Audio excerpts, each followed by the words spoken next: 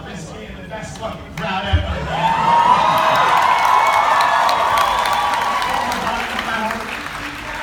Thank you.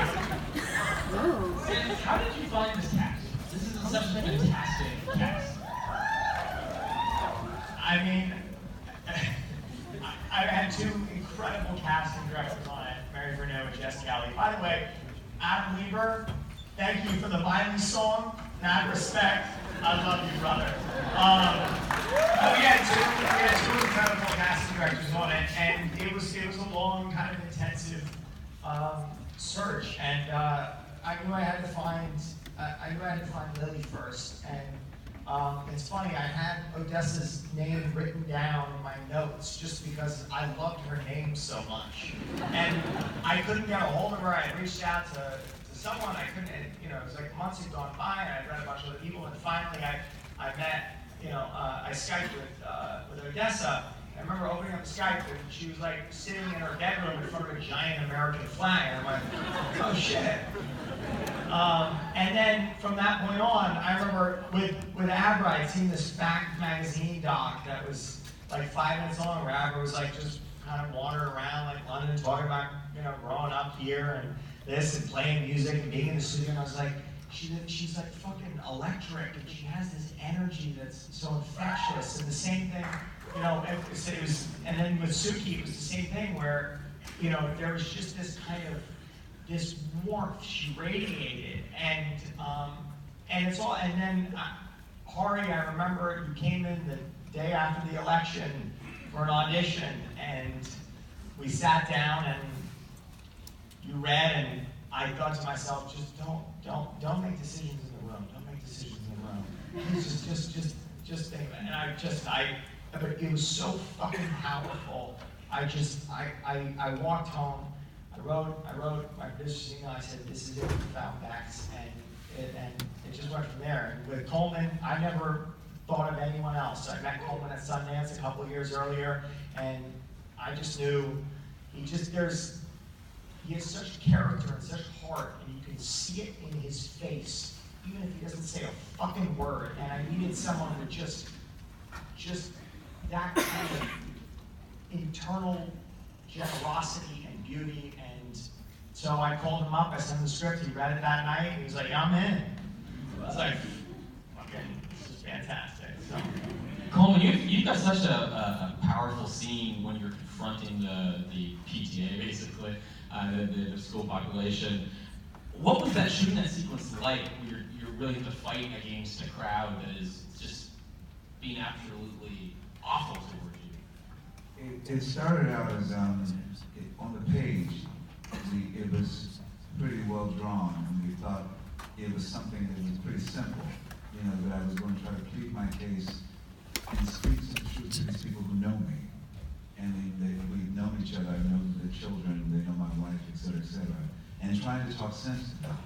But then as we kept doing it, we just knew we would collaborate as a man. I think the crowd needs to get wilder and wilder and wilder, and it got a bit vitriolic, and these people who you thought were your friends and your family, they start to really turn on you. Just like, and then Sam got up there, and you were rallying them up, and he was out there screaming, and then suddenly we were like, it's just, lock him up, because that was what people were saying. And so it was something, this group of background actors, I don't know what it was, but they tapped into something. And when I tell you there was flying froth and spit, and people were shaking, and then we were hugging each other because it was coming out of the collective consciousness that this was the truth of what we were all dealing with and what we were enraged about. So it turned into that, and so we just let that dance happen, right? Yeah. No, it used to be a full scene, and then we thought, well, would it be more interesting if instead of him finishing, they just fucking drown him out? Isn't that what would really happen? But it is surprisingly easy to turn a group of extras into a fucking mob. They went for it. Yeah. To the rest of the cast, what were going through your heads when you were confronting the screenplay and what you were going to have to take on? Well, when I first read it, I thought, wow,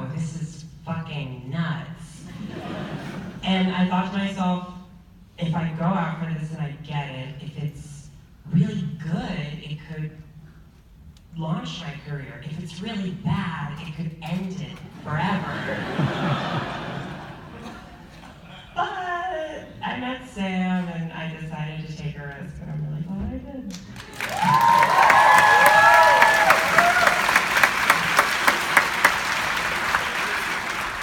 I just remember being really confused within the first 15 pages because I was expecting it to be a complete satire that was making fun of and judging and ridiculing and discrediting teenage girls. And then 15 pages in, I was like, where's the asshole writing the script? And then it was such a pleasant surprise from that point on that this is one of the first movies that I read about teenagers that didn't judge its characters.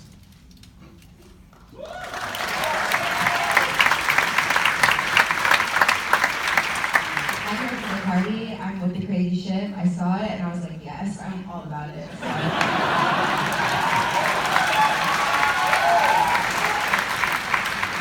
Sam, you mentioned that you began as a satire and now it feels like reality. Were you to start writing today, how would it have changed? How would the story perhaps have changed? Would things start at an even higher level, or would they go to an even higher level heightened level than they do? I don't know, it's a weird thing. It's, I mean, we made this movie 18 months ago, so it's strange watching it now. And it'd be impossible for me to answer that, only just for my own personal, weird stuff. I mean, if I were to start writing it now, I would just be like, oh, fuck it, let's just make the whole thing the home invasion sequence, and like, fuck all the other shit, you know what I mean? Like, I go down it was right for the moment, and I'm really, really proud of the film that we all made, and I can't really imagine it. Speaking of that home invasion sequence, that is an outstanding sequence. Can you talk a little bit about what was involved in constructing the sequence and even inspiring the idea to photograph it that way? Yeah, I mean, it originally was written as a house fire, and we didn't have the money to shoot a house fire, fortunately. Or at least with real fire, and I wanted real fire. I didn't want a VFX fire. So I went all over Louisiana trying to find a house to light on fire. There would also be a house to shoot it, and I just knew it wasn't going to happen. So our production designer, Gracie, built. We had found this amazing house, and he built a 3D model of it. And Marcel Rev, our cinematographer, who is my brother and collaborator, and I mean, his work is fucking astounding, and I love him to death. We sat in a room for 6 weeks, and we looked at this fucking model of this house. We went through every possible reference we could think of, from like Tenebrae to Angst to Black Christmas to Halloween, and we were going, how can we shoot like a scene, an invasion sequence that we haven't really sort of seen before, and that in some ways mirrors, I think, this feeling of the internet, and that there's always a back door, there's always something that you forgot, and there's always a way in. And we went to the house, we started shooting with iPhones, we started shooting it with, we have, our key grip wandering around from room to room, and, and we rehearsed it for about 6 weeks straight, and then we shot it in 10 hours. Good luck. We have questions from the audience. Questions right there. Were you using real bullets? Were you using real bullets? Real blood. I mean, I guess a quite good question might be just, what was it like to handle all that ammunition? Yeah, I mean, it was all practical items, just really effects, stuff. It just, I don't know, there's something about it in terms of just the feeling of it, in terms of the performance, in terms of being on set, knowing that you've got squibs and guns, it changes things, and it gives it a reality that you can't get from just adding flashes into things. So we try to do everything practically. Right there. Why did Lily get revenge on her jackass boyfriend?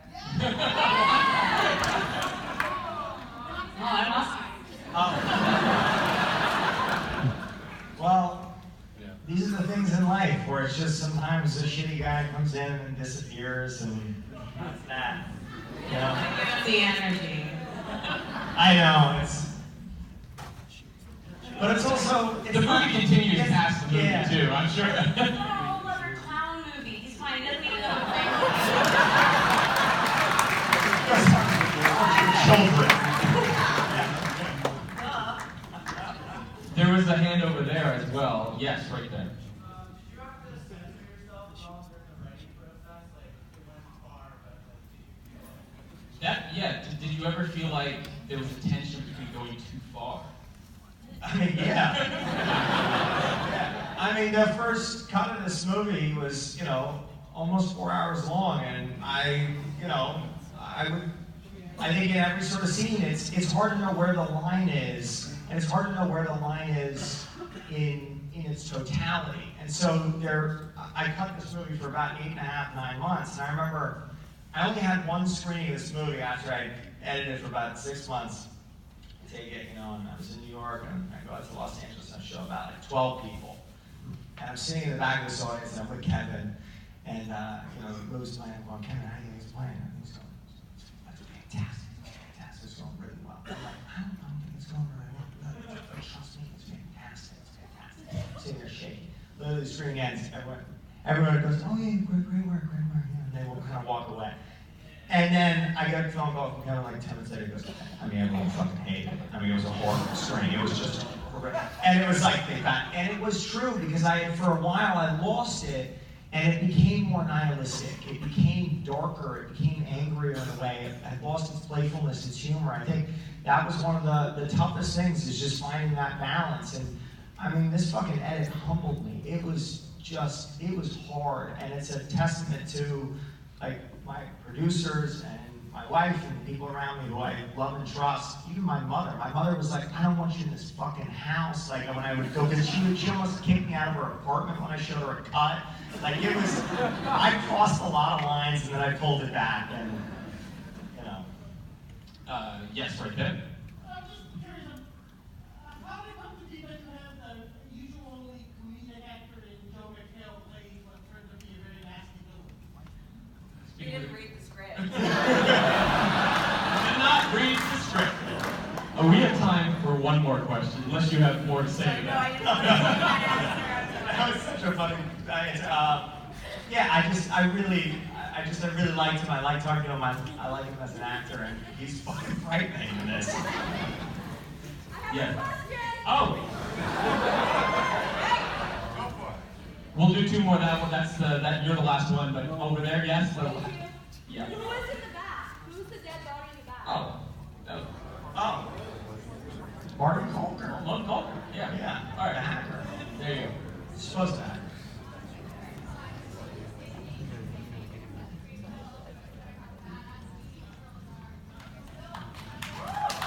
Thank you for making a bell of a badass teenage girl. And question. Good. Thank you.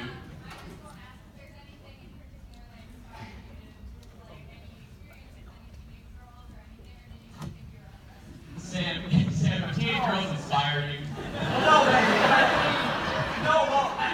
A couple things, which is one. When I was a teenager, I was a really angry teenager.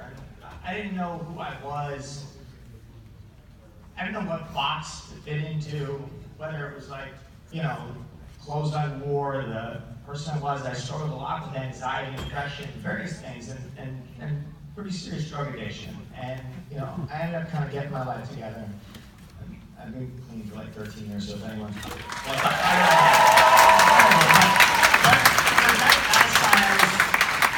I was angry, and I was thinking about that anger, and I thought, well, if I'm writing this movie today, and if I'm writing about myself, which I normally am, who is that?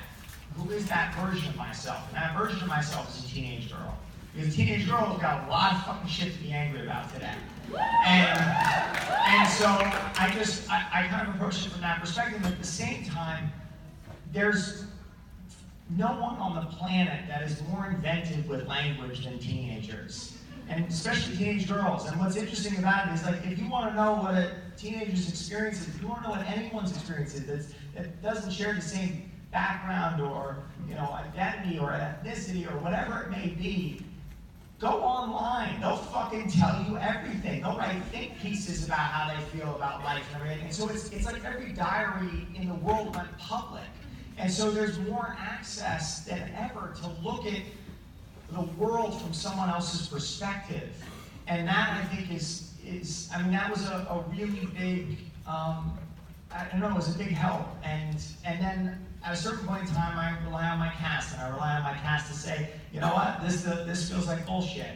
And I do a cast based on the character, based on their life experience, and write it into the character, because as soon as you move that character a little closer to who that actor is, it becomes more authentic and more real and more honest. And I don't know, that's my long-winded answer for that.